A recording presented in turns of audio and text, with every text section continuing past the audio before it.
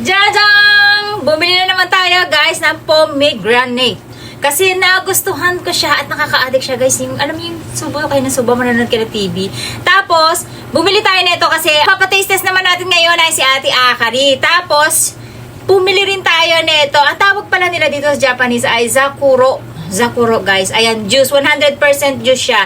So, titingnan natin. Instead na i-juice natin siya, ito na lang yung iti-taste test natin. At si Ate Akari ngayon ang kasama natin. Kasi gustong-gusto niya daw itong tikman at hindi ko daw siya tinawag. Kaya ngayon naman ay papakita natin sa kanya kung ano ang itsura niya at papatikim natin kung ano ang lasa niya. So, ito guys. Ayan ang mahal niya. 499 yen. Ang mahal, diba? Sarap magtanim nito. Guys, alam niyo yung mga buto. Doon sa nagtanong sa akin kung ano na nangyari doon sa tinanim kong buto. Actually, dinala ko lang siya, tinanim ko lang siya doon sa ilalim ng lupa.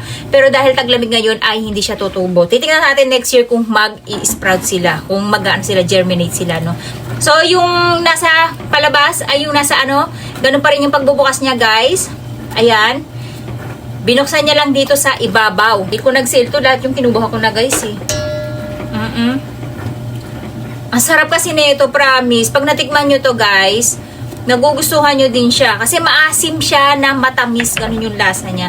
Tapos, pagkabukas natin, ay parang binuksan lang natin yung pinaka-ibabaw niya. Ginawa lang natin siya ng takip. Tapos, ganyan lang ka-easy, guys. Parang dito sa area na to natutuyot na siya. Ayan, oh. Kasi nga siguro luma na siya, no? Tapos, yung itsura niya, sa mga magtatanong ulit, parang buto ng mais. Yung butil ng mais, pero may buto lang siya. Pero ang sarap talaga, guys. May nagsabi sa akin, nakakain pala yung buto nito, guys. Kaya, bumili ko ulit. Kasi nung last time, hindi ko kinain yung buto. Tapos, dinudura ko lang siya. Yun nga yung tinanim natin dun. So, marami nag-comment na nakakain daw yung buto nito. At, siya natin iti-taste. Buti na wala si Ate Aska, walang madidiri. Kasi alam nyo na, tulad nga ng sabi ko sa inyo, guys, meron siyang phobia sa parang mga ganyang butas-butas. Parang nakakadirin tingnan sa kanya yun. So, sakit po yun. Kaya wag kayong judgmental dyan. Gawin natin, isang subuan, tapos titikman natin kung may buto. Ay, yung nakakain talaga yung buto. Tadakamas. Actually, wala siyang lasa yung buto. Pag kinagat nyo siya, wala kayong malalasahan pait. Wala kayong malalasahan na parang lasang halaman. Para lang kayong kumain ng balat ng ipa. Matigas siya, guys. Yun. Nakakain siya, pero hindi ko nilunok. Niluwa ko pa din. Kasi matigas pa din siya. Para siyang shell na ng palay. Ganun yung niya, texture ng pagkakagat niya. Pero, tama sila. Mas madaling kainin pag minunguyan nyo siyang kasama. So, ayan guys. Ganyan ang itsura niya pag binukas.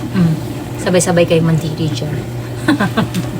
Pero masarap, guys. Promise. Akari, kasi nakikita to ni Ate Akari sa sa mga nagbablog. Tapos nung nakita niya nga, sabi niya, Mama, di pa nakatikim nito eh. Hindi ko siya natawag pala nun. Kasi natutulog na siya nun. Nung kumain kami ni Ate Aska ng ganito. Do, anta kimichura ko na ranay. Unay chang kimichura ito. So, yan, papatikim natin kay Ate. Ay, shit. Ito de siya. Mama mo kinita. Kinita? Gusto niya daw, guys, kasi maasim-asim nga. 'Di ba? Kaso, yung buto, istorbo talaga. Okay lang nang nguya yung buto, pero huwag nyo dudunok kayo. Sabi nila, yung mga bata pa nito, mas malalambot daw yung buto. Pwede din kainin yung lunokin yung buto, guys, kung nai-istorbohan na kayo na Nilunok ko na. May nag-comment pati daw ito kinakain. How true? Uy? Wala siyang lasa. Nani mo adyan na? Niga. Mapait. Siguro itong manipis, baka pwede. Nasim-asim siya. Pero yung makapal niya, guys, mapait. Adik yung bata, hindi nasalitong. Tikman naman natin itong juice.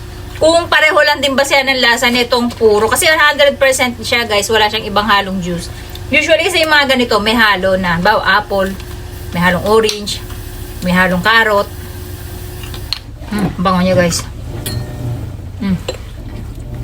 Tapos alam nyo, guys, napaka-healthy uminom nito araw-araw. Instead na nagba-vitamins kayo na tablet, ganito lang araw-araw. Kahit yung ganyan lang kakonti, basta araw-araw lang siya.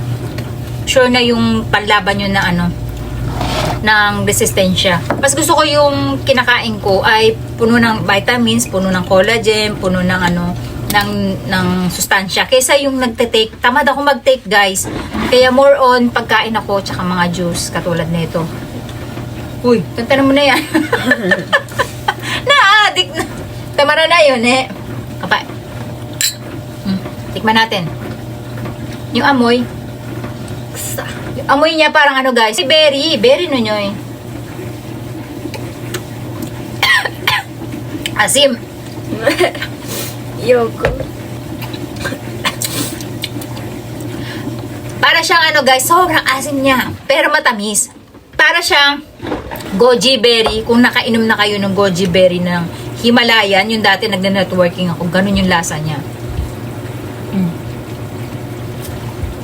At ang presyo niya guys ay 500 yen. So ito lang guys, good for 1 week nyo na, isang ganito ang inumin nyo. Kahit kalahati lang. Pinaka-vitamins nyo na, vitamin C. At kung ano-ano pa guys, i-search nyo na lang. Kasi ayoko na magbasa. Yun nga lang, para kayo mainom ng wine na walang alcohol. Yun nga lang guys, sobrang asim talaga. Parang pag wala naman yung tiyan mo, parang susikmuraan ka. Naubos na ni Ate Akari. Ano mas gusto mo? Ito o ito? Ito. Mas gusto niya yung lasa nito guys kasi ito, purong-puno na talaga siya. Mas matapang na yung lasa niya. Pero masarap para sa akin. Yun nga lang, siguro mas okay kung may yellow siya tapos lalagyan ng soda. Para mas madali siyang inumin ng bata. Kasi kumbaga, purong-purong ganito yung ininom mo, eh medyo maasim na talaga to. Maasim na maasim talaga siya. So, hindi niya bet. Jajang! Siyempre, hindi mawawala yung ating sweet test. At eto nga guys, nilagay ko na siya sa ganito. Para nga, pag nagsasalad tayo, itatoppings ko na lang siya. Sabi nga kasi nila ay masarap daw to sa salad. At dahil dyan, alam ko marami na nakamiss sa inyo na itong pagsisweet test natin eh. Siyempre, pipili lang tayo guys ng yung juicy na. Kasi baka mamaya may dry na part. Ayan. Ang gagawin natin, yan ha, walang daya. Yan, daya ha.